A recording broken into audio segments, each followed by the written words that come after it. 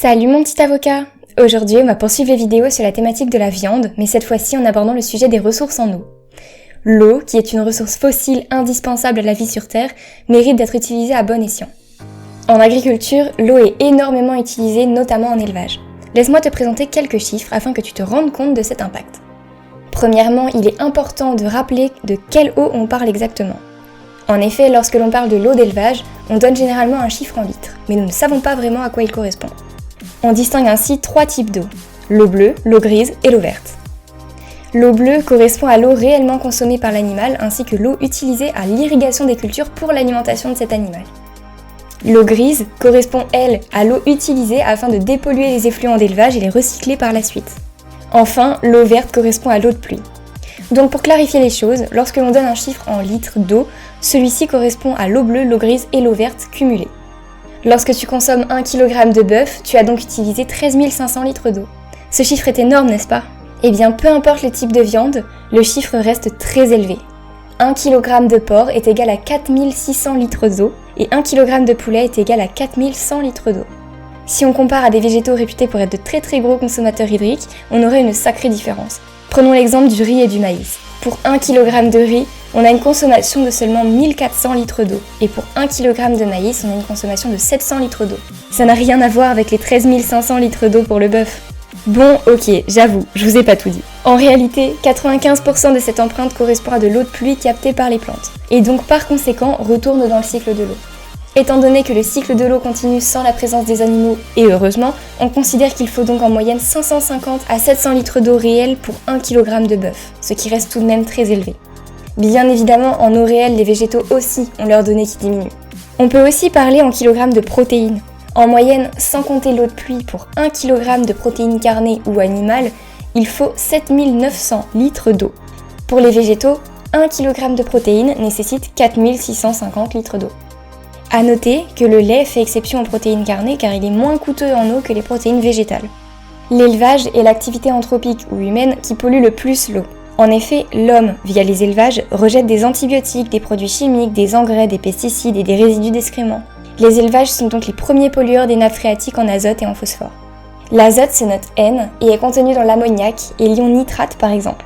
Lorsque ces éléments se retrouvent dans l'eau, on est obligé de remettre en question la potabilité de l'eau. 95% des rejets d'ammoniac proviennent de l'agriculture mondiale et 80% des élevages en général.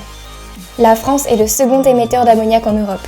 Cela s'explique par les 300 millions de tonnes de déjections par an produites, dont la moitié est répandue dans les champs. Une fois répandu, l'azote contenu dans les déjections sont lessivés lors des pluies et subissent le cycle de l'azote, dont une bonne partie finit directement dans les nappes phréatiques par un processus que l'on nomme la lixiviation.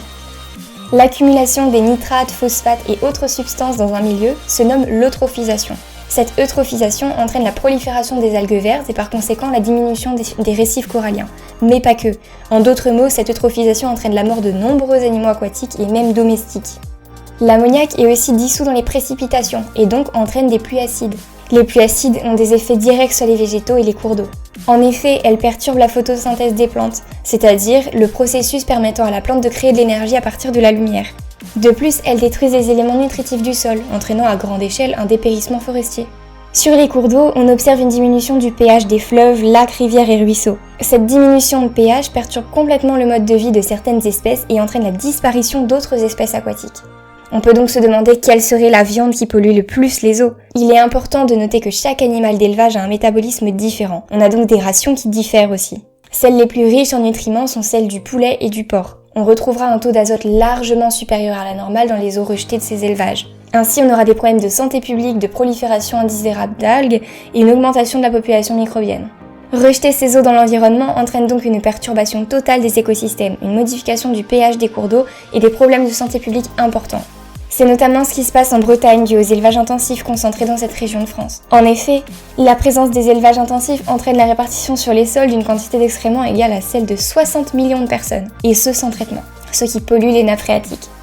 Un dernier problème qu'entraînent les élevages en général, c'est la quantité d'eau prélevée au même endroit. En effet, capter autant d'eau provoque un stress hydrique dans de nombreuses zones qui sont déjà touchées par le réchauffement climatique. On aura ainsi des problèmes de sécheresse. Pour éviter ces problèmes d'eau potable, il y aurait ainsi plusieurs leviers d'action. Premièrement, agir en grande échelle au niveau des méthodes agricoles en général. Nous devons les modifier de façon à obtenir une meilleure efficacité d'utilisation de l'eau en agriculture. Aussi, si toi tu décides d'agir, l'empreinte en eau des Européens pourrait baisser de 23 à 38% en diminuant ou supprimant la viande des repas. Cela reste à méditer, mais rappelle-toi que tout le monde est concerné par l'avenir de notre planète. Ainsi, si tu es intéressé, une autre vidéo sera dédiée aux solutions que tu peux apporter pour pallier les problèmes dus à la consommation de viande. Sur ce, n'hésite pas à t'abonner pour ne rater aucune vidéo. Si tu as un doute sur ce que je viens de te raconter, je te mets toutes mes sources en barre d'informations. Surtout, laisse un petit pouce en l'air si tu as apprécié le contenu. En attendant, je te souhaite une super journée mon petit avocat et à bientôt pour une nouvelle vidéo.